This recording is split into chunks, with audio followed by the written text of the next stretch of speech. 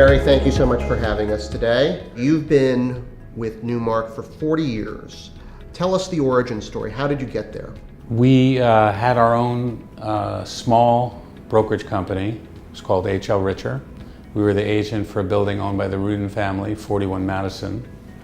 And we took quite a few of the tenants that inhabited 41 Madison from a building, 230 Fifth Avenue, which was owned by Aaron Gurral and Jack Shanker. Aaron had Newmark.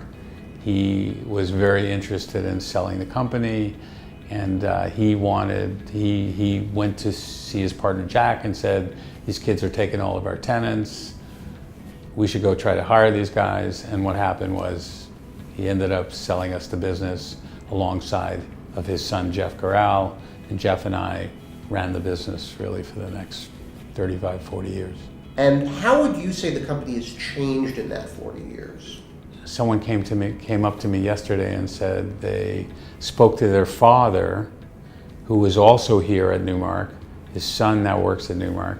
And he said, my father had a copy of the phone list of Newmark from 1978, and it had 15 people. And so how many do you have now? We're pushing 5,000, approximately 5,000. So we've changed in so many ways. We were a manager of B buildings in Manhattan, and then I came on board to build a brokerage business, which we did. And we went out and bought over 50 buildings inside of 7-8 years, meet Jeff and I, and many of which we still own to this day.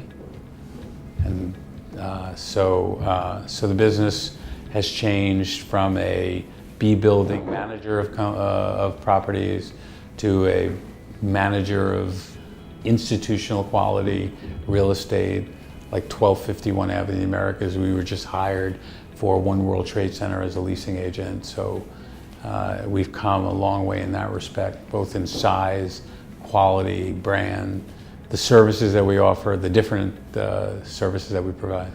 Barry, what would you say was the best deal that you did over all the 40 years? What was the most memorable? What was the one that felt the best? Well, there were so many deals that I've done over the years. I started out early on in 1976 doing a leasing deal in 41 Madison for the Rudin family, of bringing the toy industry over from 200 Fifth Avenue.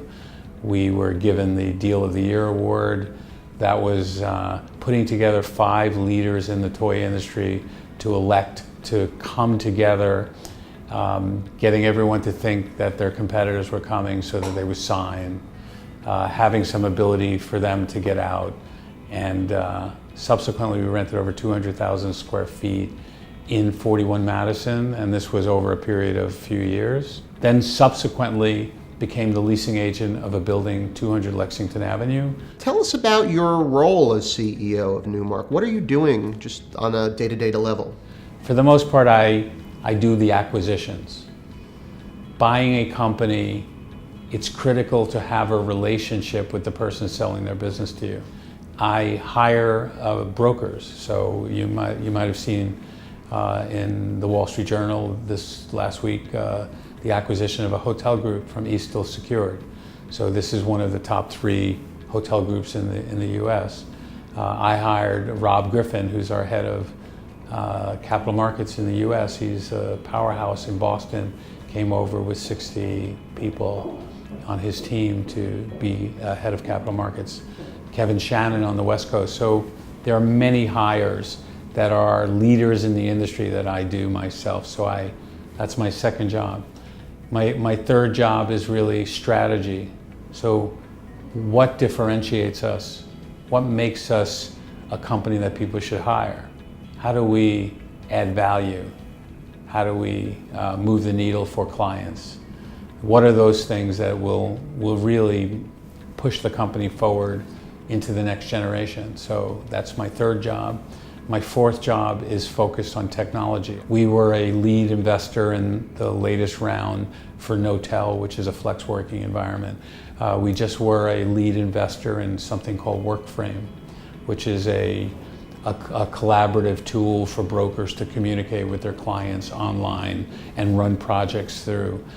We are now looking at 4 or 5 other investments in technology. The company over the last 5 years has grown at 38% a year, our revenue. When we sold the business, we were a $230 million basically New York business. And we're guiding for somewhere between $1.9 billion and $2.1 billion in 5 years, within 5 years. We expect that to continue. Our goal, our pipeline of companies that we're looking at is pretty robust.